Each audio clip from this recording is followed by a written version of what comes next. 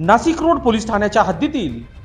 पिंपळपट्टी road Bhagwati lawn jail road या परिसरात राहणाऱ्या एका 30 वर्षीय संशयित इसमाकडून मॅफेड्रॉन सदृश्य अंमली पदार्थ हस्तगत करण्यात आले आहे। परिमंडल 2च्या पोलीस उपायुक्त मोनिका राऊत यांनी नाशिक रोड पोलीस ठाण्यात आयोजित पत्रकार परिषदेत माहिती दिली आहे। सहाय्यक आयुक्त डॉक्टर सचिन बारी आणि नाशिक रोड पोलीस ठाण्याचे वरिष्ठ पोलीस निरीक्षक रामदास शेळके यांच्या उपस्थितीत झालेल्या पत्रकार परिषदेत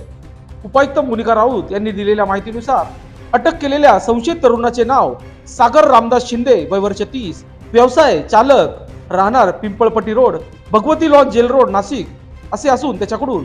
32.150 ग्रॅम मॅफेड्रॉन सदृश्य अंमली पदार्थ अंगझडतीमध्ये मिळून आल्याने त्याच्या विरोधात नाशिक रोड पोलीस ठाण्यात गुन्हा दाखल करण्यात आला आहे। जप्त केलेल्या अंमली पदार्थाची अंदाजे किंमत ही जवळपास 1,06,550 रुपये असल्याचा